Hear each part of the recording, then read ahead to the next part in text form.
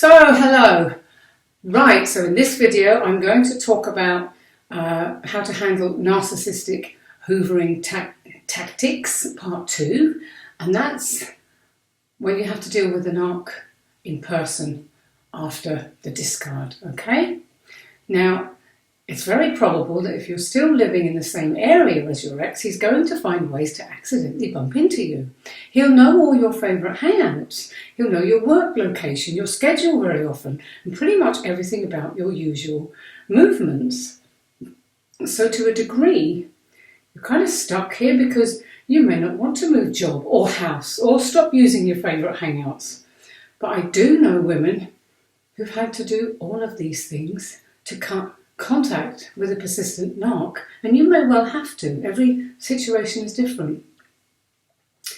Now, if your ex keeps turning up, let's say at your house or even your place of work, and he threatens you or you fear for your safety in any way, report it to the police and get a restraining order if that's what it takes.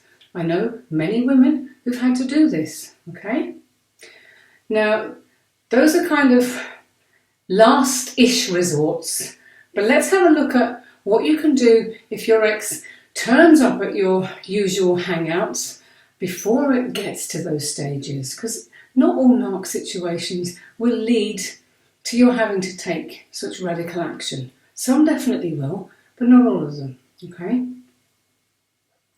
So tip number 1 is to plan ahead and play the scene.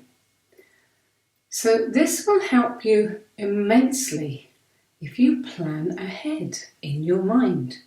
So sit down quietly and just take a little deep breath or two and just really think about all the possible places that you might run into your ex.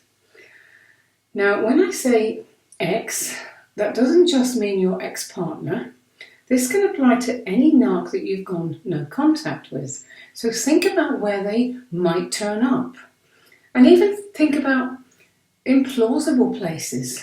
And imagine the scene in your head as you do that. See yourself in those situations, going through them, and the narc turning up, okay? So I'm going to talk about some of those situations to give you some examples, okay? So also, by the way, imagine the scenario when you run into your ex-partner and he's with his shiny new Cadillac, aka his shiny new supply, okay? Picture that too, so that you'll be ready for it and it won't send you into a tailspin if it does happen, and you can then evade them, as quickly as possible, okay? So planning ahead and planning it out in your mind is really important. Tip number 2 is, after you've done with a little bit of planning, take it now a little bit further and write out a few instant escape phrases, okay? So these are phrases that you can say in any given situation, okay? They can be complete lies. In fact, it's better if they're lies. Big fat white lies. And practice them so that they sound real and comfortable coming out of your mouth. So write them out, then stand in front of the mirror and look at yourself, read it and say it. Say it until and rehearse it until it's like second nature. It comes out of your mouth really, really fast and comfortable, okay? So next, write out a few instant phrases that you can say in any given situation and practice them so that they sound real and comfortable coming out of your mouth.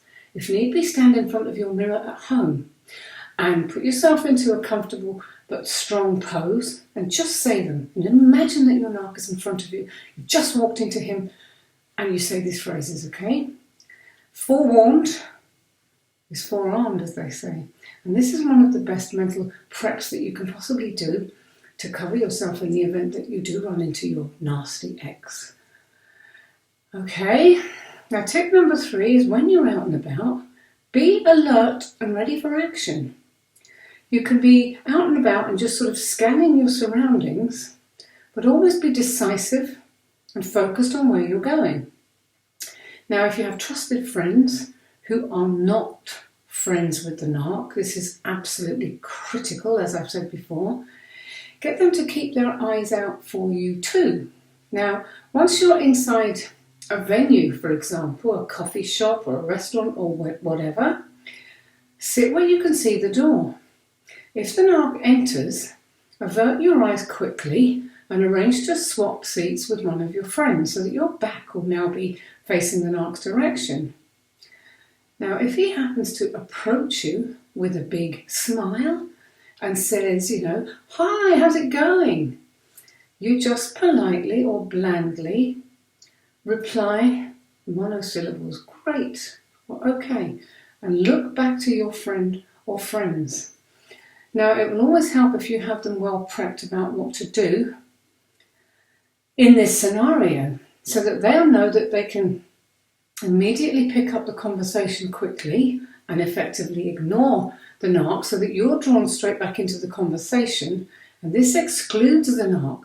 Now, he'll generally get the message, as he's unlikely to want to stand there making a fool of himself. This will be really uncomfortable for the narc. Remember, he thinks he's God. He thinks the whole world should revolve around him.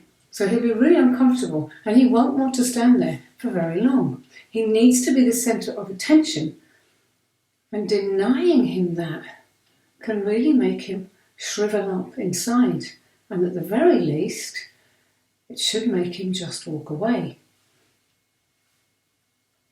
Now, if you're dining alone, slightly different scenario, but exercise the same caution by facing the door.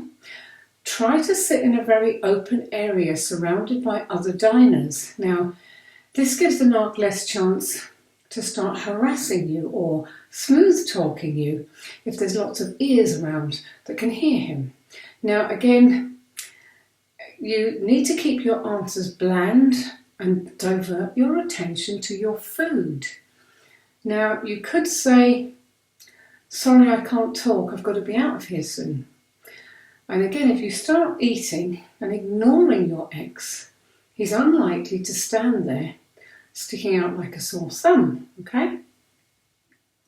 But what if he sits down? Now, he might. So just keep calm and keep eating, okay? Now, he'll probably talk, but if you're busy eating, you can't actually say anything, and that chewing time will also buy you some time to think of a measured response.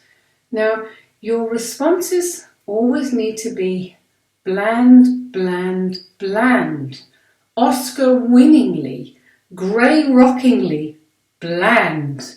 Say as little as possible. Let him talk. Respond with the odd or yeah. Monosyllables all the way, okay? Remember, he's always looking for reaction, which is fuel from you. And the less you give him, the less appealing you are to him. Above all, resist the urge to engage in conversation. Don't answer any direct questions.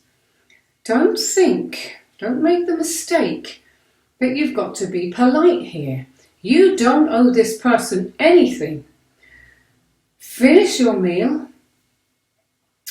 get up and pay and get out. And you can dash off to an imaginary appointment. And an imaginary appointment, just going back to the write down your escape phrases, is one I definitely recommend that you use. You just look at your watch, "Oh my, I have to rush. I'm going to be late for an appointment. Sorry, got to go." Just get out of there. Practice that one at home as well, okay? Now, some other suggestions that I've heard just from my research, because I'm constantly researching as well, and I'm constantly watching some other great people on YouTube who put up tons of videos, because I'm still learning, always learning. So I've picked up a few that have come from some of those other big YouTube channels, and I think they're all sensible and workable. So number one was wear headphones if you're out and about, even if you're not listening to anything.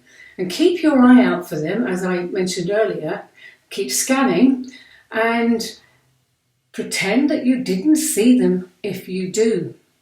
Now, if they call you, you very probably wouldn't hear them if you had no music playing anyway, but they won't know that. So you just keep going purposefully in whatever direction you were going. Okay, that's one. Keep moving is number two. And I've just said, keep going where you were going and don't get sidetracked by their attempts to stop you. Don't be reactive. Just be in a hurry and keep moving. Now again, if you've practiced a few of the phrases that I suggested a few minutes back, these phrases should spring to mind pretty quickly, and you just say them and keep going. Okay? Now, number three, what if they do come up in front of you? Okay? So what you do then is you need to very quickly, don't have to be obvious about it, turn your body away from them so that your hips and your feet are turned away from them. This is body language that's effectively shutting them down. It's shutting them out of your space. So make sure that you're almost turning your back to them, but not quite, okay? And again, this is something you might want to practice at home in the mirror, just so that you get comfortable with doing that, because it's quite a rude thing to do when you're not used to doing it, because we're socially conditioned to face people and to look in their eyes and to be pleasant. But you're not dealing with someone who's pleasant, sociable, or any of that. So you don't owe him or her any of these courtesies. So just practice that at home and remember when you're talking or when you're thinking through it that this is what you're dealing with, okay? So you'll always just turn away as much as you can, your hips and your feet away. Oops, sorry, can't stop, I've got to go, okay? Always have those escape phrases handy. Okay, and number four that I came across that I liked, and that's if you suddenly come up dead in front of your narc and you feel trapped, you don't know which way to turn, and again, practice these in the mirror. You might look at them and say hi, or however you greet someone, and then you immediately just look at your watch or your phone. Oh wow, sorry, just remembered I have an appointment. I'm going to be late, I've got to go. Simple, easy, white lie, and just let it roll off your tongue, okay? Now, so that's the 4 tips I found. So the key is to be as unreactive to them as possible, and to remember that you're the one in control. And it's vital for you to remember this, because your reaction is what the narc is craving. And you don't have to give it to them. I want you to really think about that and let that sink down inside your very, very soul. You don't have to give them anything. And you'll hear me say this often, they've taken enough from you. Don't give them any more. You have absolutely given them more than enough. And you need to remember, you don't owe them anything. You owe them nothing, okay? So you want to make a vow now. Add this onto your list of things to write, an affirmation if you like. Write down that they've taken enough from you and vow that they are not going to take anything more from you. And again, that helps you to reframe your thinking and takes you out of being the victim and starts putting you back in control, okay? So that's it for that short video. So I really hope that you're finding these short videos helpful. In the early days after going no contact, you really need to arm yourself with as many tools as possible to get you through the potential run-ins. And these kind of tips will really help you. So thank you again for watching, and I'll be back soon with more tips for you. Bye for now.